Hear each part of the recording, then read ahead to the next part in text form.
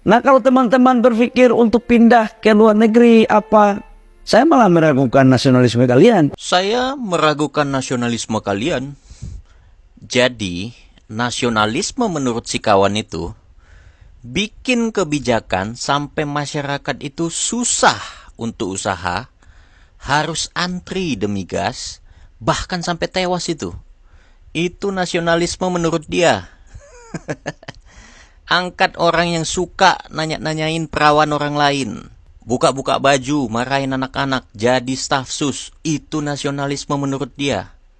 Angkat pejabat dari proses nepotisme. Itu nasionalisme menurut dia. Hai guys, pindah ke luar negeri itu bukanlah sesuatu yang buruk dan juga tidak mempengaruhi nasionalisme kita. Bahkan itu dianjurkan dalam agama Islam. Here is why.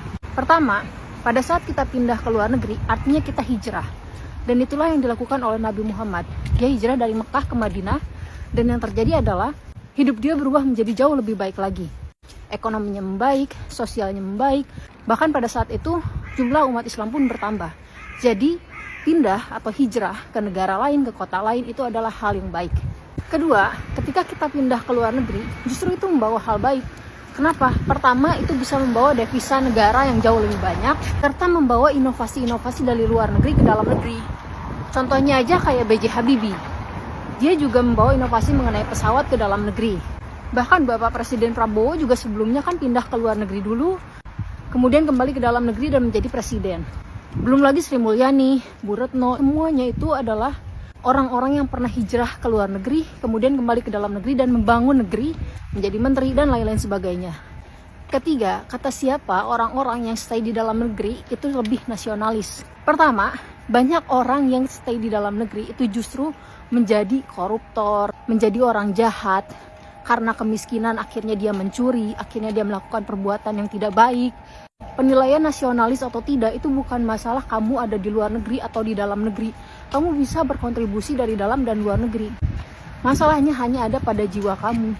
Daripada di dalam negeri terus dan jadi penjahat, mendingan kamu ke luar negeri dan kamu membawa kebaikan. Dan bawa kebaikan itu untuk negara kamu, untuk diri kamu sendiri. Keempat, nggak ada masalah untuk kamu sama sekali untuk pergi ke luar negeri atau tidak. Itu adalah pilihan kamu. Dan yang akan menjalani hidup adalah diri kamu sendiri. Karena ingat, Allah itu tidak akan mengubah suatu kaum, kecuali kaum itu yang mengubah dirinya sendiri. Jadi, mau stay di Indonesia dan jadi pengangguran, atau coba ke luar negeri, cari ilmu, cari inovasi, dan berbuat jauh lebih baik lagi. Ini hal yang paling penting ketika kalian pergi ke luar negeri. Kalian akan memiliki mindset yang berbeda ketika kalian berada di Indonesia. Dan seenggaknya kalian gak akan menjadi katak dalam tempurung yang gak tahu apa-apa dan menganggap lingkungan dan negara kalian baik-baik saja. Padahal ketika kalian keluar dari tempurung itu, ternyata banyak hal yang tidak baik yang terjadi. Kabur aja dulu. Semangat, kita pasti bisa. Bye-bye. Yap, lagi rame nih guys. Tagar kabur aja dulu. Kemudian direspon oleh Bahlil bahwa siapapun yang pindah ke luar negeri, nasionalismenya diragukan.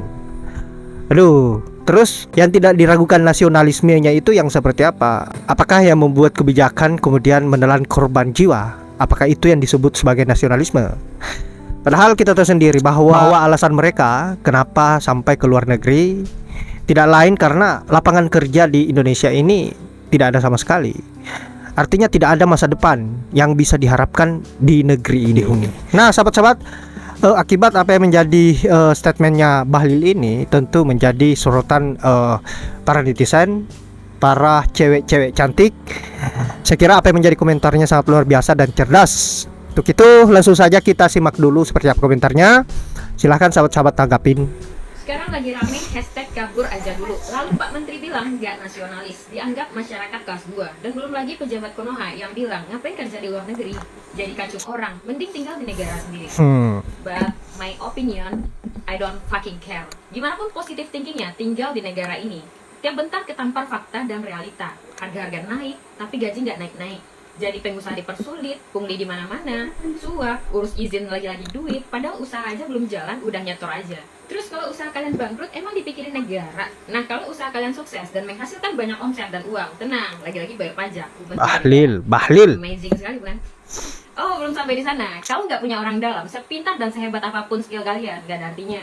Hukum tebang pilih, gak punya uang, sebenar apapun gak bisa bela diri. Adil sekali bukan?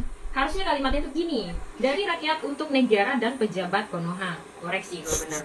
Bahkan salah satu owner usaha ayam goreng aja urus izin halal sampai dimintain duit hingga ratusan miliar. Dan gak kelar-kelar tuh urusan legalitasnya. Seperti kakek peternak susu di Boyolali. Udah memberdayakan banyak orang dan usaha peternakannya sukses, disuruh bayar pajak nggak ngotak. Dan belum lagi lapangan kerja. Tenang, negara ini siap mencetak sarjana pengangguran setiap tahunnya.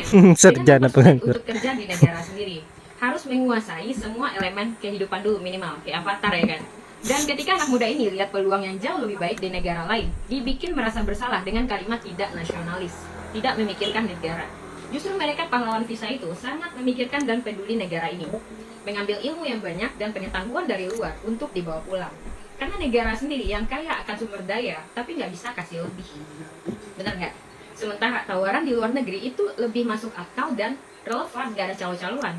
Kalaupun mereka milih nggak balik-balik ke Indonesia dan menetap tinggal di sana, ya itu justru bagus untuk kemajuan negara orang. Karena negara sendiri cuma mikirin kemajuan hidup kelompoknya, dinastinya, dan segelintir orang-orang yang punya backingan. Benar nggak? Kenapa harus dibuat merasa bersalah? Seperti suami yang kasih nafkah istri ala kadarnya, lalu ketika istri minta cerai dibilang nggak bersyukur, dibilang nggak tahu diuntung, nggak tahu diri. Lalu ketika istri kerja dibilang nggak taat suami. Udah itu di KDRT pula dan disiksa habis-habisan. Lengkap. Dan ketika kabur dan nggak pulang dibilang istri durhaka. Luar biasa kan? Pokoknya tinggal di luar negeri menurut gua bukan pilihan yang buruk dan mempengaruhi nasionalisme kita. Bahkan dianjurkan di agama Islam. Nabi aja juga hijrah dan membawa dampak yang baik daripada hidup di sini penuh tekanan. Jadi pendapat yang buruk mengatakan orang yang pindah ke luar negeri tidak nasionalis. Emang yang di dalam negeri melakukan korupsi, kejahatan, suap karena kemiskinan dan melakukan hal-hal yang gak baik demi bertahan hidup.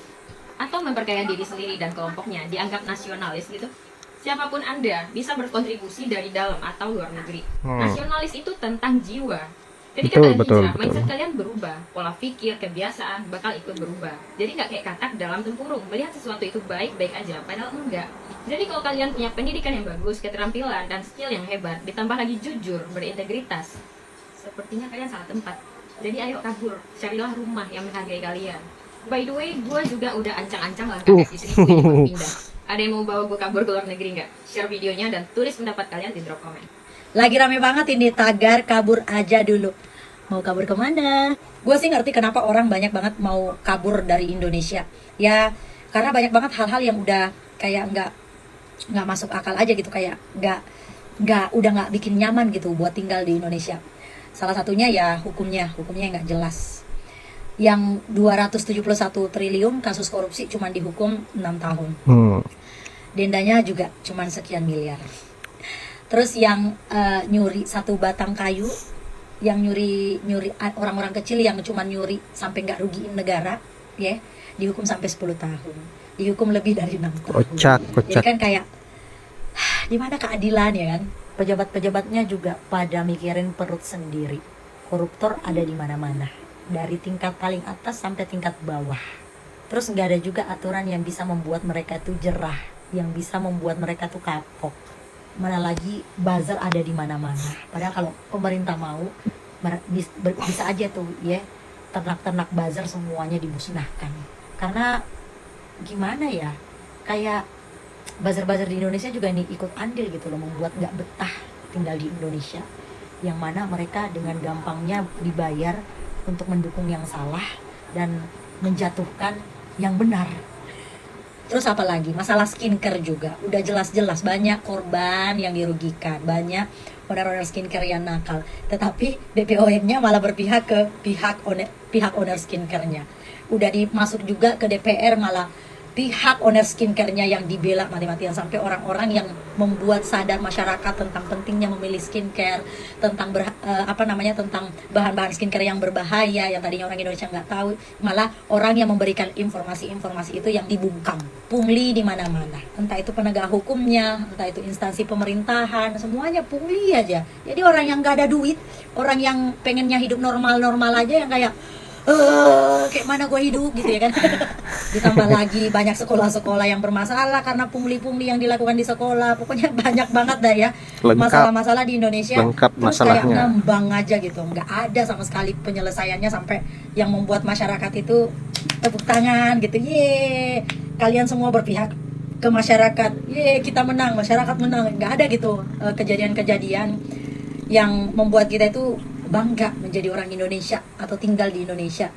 Kualitas hidup di Indonesia pun juga udah nggak stabil lagi. Jadi ya hal-hal yang kayak gitu yang membuat orang itu kayak aduh kayaknya gue kabur aja deh dulu deh kabur dari Indonesia gitu.